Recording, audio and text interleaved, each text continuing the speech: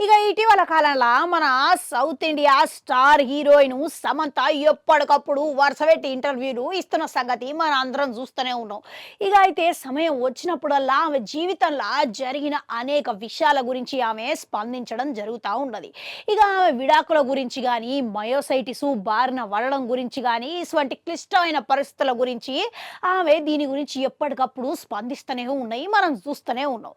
అయితే ఇప్పుడు తాజాగా ఓ ఇంటర్వ్యూలా గిసువంటి కీలకమైన వ్యాఖ్యలు చేసిందట సమంత.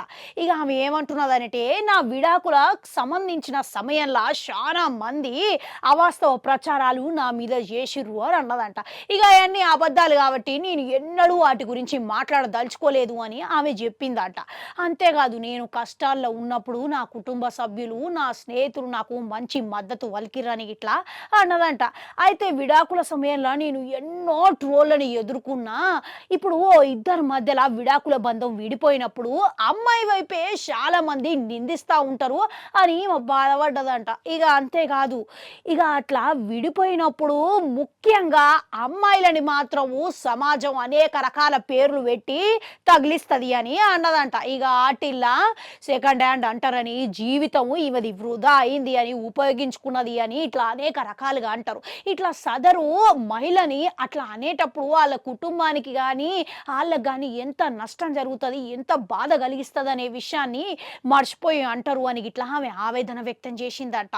ఇక మరోపక్క మస్తు మంది ఈమె మీద రకరకాల ప్రచారాలు చేయడం జరిగిందంట. ఇక అంతేకాదు, ఇక ఈమె పెళ్లిగౌను అనేది మార్చి కుట్టించిన విషయానికి ఇట్లా ఈమె స్పందించిందంట. అయితే నేను పెళ్లిగౌను మార్చి కుట్టించనీకే అంటే అదేదో ప్రతీకారం తీసుకోనికే కాదు కానీ, నేను ఆ సమయంలో చాలా బాధపడ్డా. ఎందుకనంటే కొన్ని కొన్ని నా జీవితంలో జరిగిన విషయాలను నేను మళ్ళా జీవితంలో ఉంచుకోదలుచుకోలేదు. ఇక నేను జీవితంలో ఈ స్థాయికి ఎదిగినానంటే ఎన్నో ఎదుర్కొని సవాళ్ళను ఈ స్టేజ్‌కి వచ్చిన.